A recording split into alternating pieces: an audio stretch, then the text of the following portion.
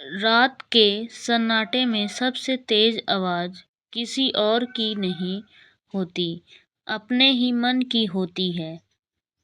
दिन में इंसान बहादुर बन सकता है, लोगों के सामने मजबूत दिख सकता है, मुस्कुरा सकता है, लेकिन जैसे ही अकेला होता है, एक हल्की सी घबराहट उसके सीने से उठती है।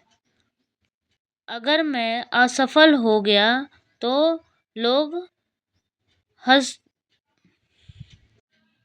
दिए तो, अगर मैं खो गया तो, यही अगर धीरे धीरे जंजीर बन जाता है और इंसान चलता कम है, सोचता ज्यादा है।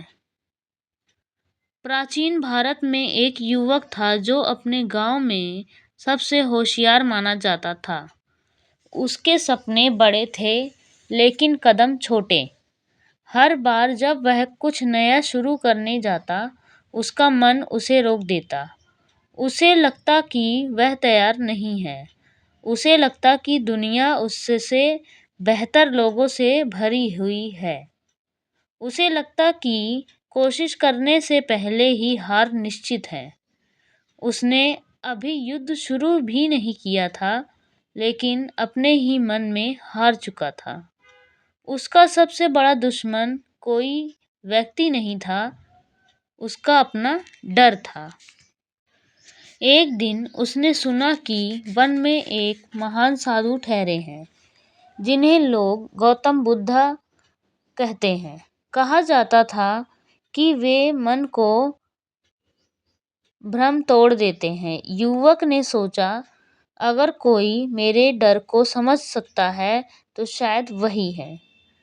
वह लंबी यात्रा कर जंगल पहुंचा। वहां वातावरण शांत था, हवा स्थिर थी। बुद्ध एक वृक्ष के नीचे ध्यानमग्न बैठे थे। युवक उनके सामने बैठ गया और कुछ क्षण चुप रहा। फिर जैसे भीतर की गांठ खुल गई हो, वह बोल पड़ा, भगवान, मैं हर काम शुरू करने से पहले डर जाता हूँ। मुझे लगता है कि मैं असफल हो जाऊंगा। मैं कोशिश भी नहीं कर पाता। बुद्ध ने उसकी बात पूरी होने दी। उन्होंने बीच में नहीं टोका। फिर शांत स्वर में पूछा, जब तुम डरते हो तब वास्तव में क्या होता है? युवक ने सोचा, उनसे कहा, कुछ भी नहीं होता, बस मन में एक तस्वीर बनती है कि सब गलत हो जाएगा। बुद्ध ने मुस्कुराकर कहा, तो तुम्हारा डर भविष्य की एक कल्पना है। वह अभी हुआ नहीं है, लेकिन तुम उसे सच मान चुके हो। अगले दिन बुद्ध युवक को एक नदी के किनारे ले गए। नदी का पानी साफ था, लेकिन गहरा। बुद्ध ने कहा, इस पानी में अपना चेहरा देखो। युवक ने देखा, उसका चेहरा साफ दिखाई दे रहा था।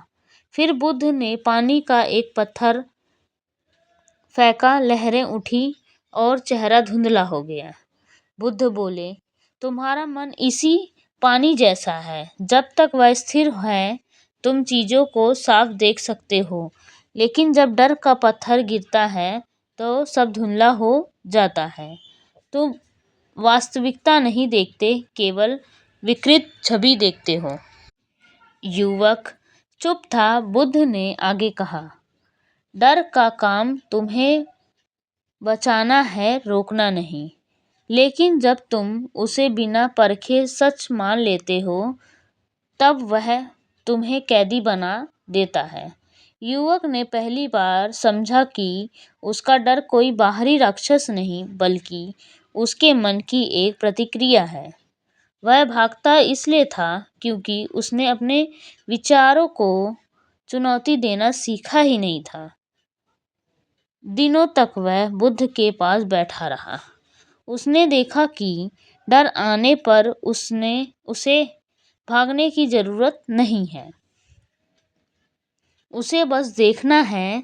जब भी उसके मन में असफलता की तस्वीर बनती, वह खुद से पूछता, क्या यह सच है या केवल अनुमान?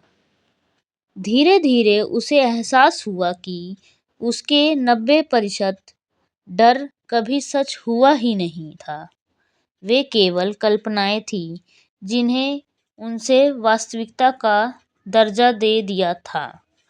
समय के साथ उसने छोटे छोटे कदम उठाने शुरू किए। पहले वह सार्वजनिक रूप से बोलने से डरता था। उसने 5 लोगों के सामने बोलना शुरू किया। पहले वह नए काम से डरता था। उसने छोटे स्तर पर शुरू की। हर बार जब वह डर के बावजूद कदम उठाता, उसका आत्मविश्वास थोड़ा सा बढ़ जाता। उसने सीखा कि साहस का मजबूत मतलब डर का ना होना नहीं है।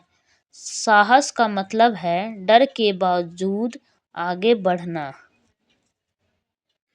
कुछ महीनों बाद वही युवक जो अपने ही विचारों से बंधा हुआ था, अब खुला हुआ महसूस करने लगा।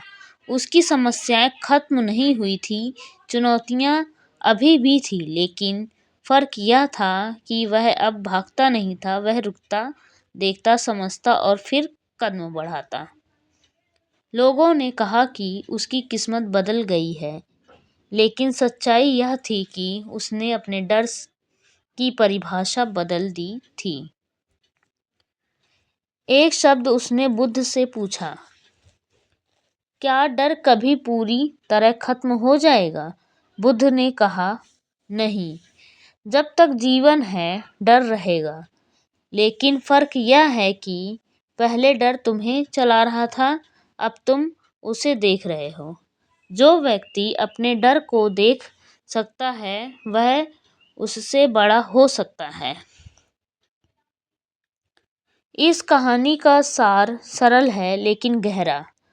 डर दुश्मन नहीं है, उसे सच मान लेना दुश्मन है।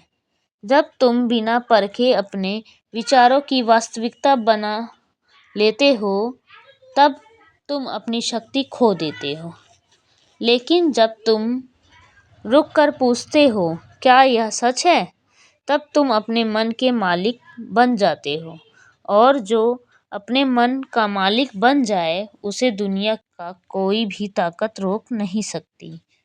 आज अगर तुम्हें भीतर से कोई डर बैठा है, असफलता का, अस्वीकृति का, भविष्य का, तो उसे भगाने की कोशिश मत करो। उसे देखो, उसे समझो और फिर छोटे छोटे कदम उठाओ।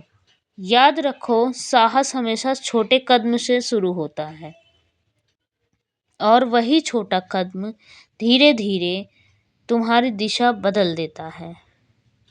क्योंकि अंत में किस्मत बाहरी घटना नहीं है, किस्मत वह रास्ता है जिसे तुम चुनते हो। डर के कारण रुकना या डर के बावजूद चलना। अगर इस कहानी ने तुम्हें अंदर से हिला दिया, अगर तुम्हें लगा कि तुम्हारा सबसे बड़ा दुश्मन बाहर नहीं, तुम्हारा अपना डर है, तो कमेंट में सिर्फ एक शब्द लिखो, साहस।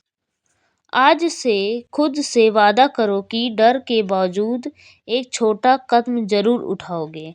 वीडियो को शेयर करो उस इंसान के साथ जो कोशिश करने से पहले ही हार मान लेता है।